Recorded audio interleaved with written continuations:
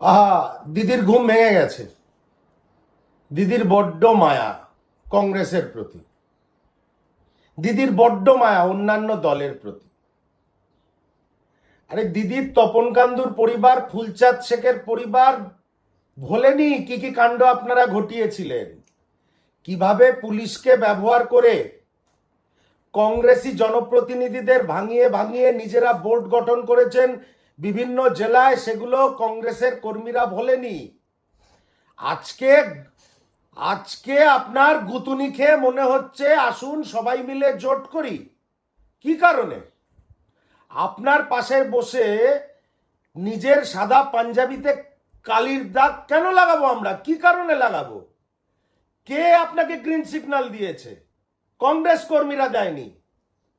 অন্য কোনো দল আপনার সঙ্গে আসতে চাইলে আপনার মঞ্চে উঠে নিজেদের বাকি বকেয়া ভবিষ্যৎ নষ্ট করতে চায়, নষ্ট করুক। কিন্তু সেই সব পরিবার, সেই সব রাজনৈতিক কর্মীরা, সেই সব কংগ্রেসি কর্মীরা আপনার এই ডাকে সাড়া দেবে না। কারণ আপনি একটি দুর্বৃত্তায়নের সঙ্গে যুক্ত রাজনৈতিক গ্যাংয়ের নেত্রী, আপনি কোনো রাজনৈতিক দলের নেত্রী নন। তাই আজকে দেখছেন না, ভোটে হার জিত আছে, ভোটে কেউ জিততেও পারে, কেউ হারতেও পারে। কিরকম গণধোলাই হচ্ছে আপনার জনপ্রতিনিধিদের, কারুর প্যান্ট খুলে দিচ্ছে, কারুর জামা খুলে দিচ্ছে, কেউ ধাক্কা খাচ্ছে।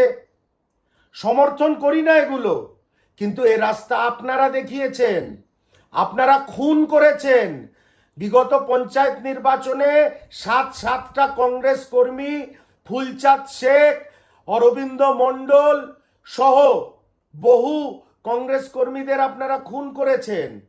তপন কান্দুকে খুন করেছেন একটা ছোট্ট ঝালদার বোর্ড দখল করার জন্যে। আজকে আপনার ইন্ডিয়া ব্লকের কথা মনে পড়ছে, আজকে কংগ্রেসের কথা মনে পড়ছে।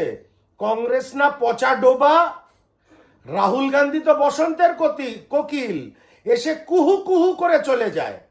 তাই কুহু কুহু করে আপনাকে অনেকবার বোঝানোর চেষ্টা করেছিল বিহার নির্বাচনের সময় যে এসআইআর এবং যে ভোটার লিস্ট তৈরি হচ্ছে তাতে গলত আছে।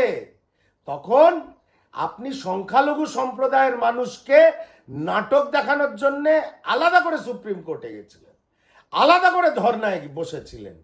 আজকে আপনার খুব ভালো লাগছে, রাহুল গান্ধীর ফোন এসছিল। যেদিন ভারত জোড়ো ন্যায় যাত্রার সময় নিজেদের দলের লোকেদের দিয়ে রাহুল গান্ধীর গাড়িতে ঢিল মারিয়েছিলেন, সেদিন মনে ছিল না?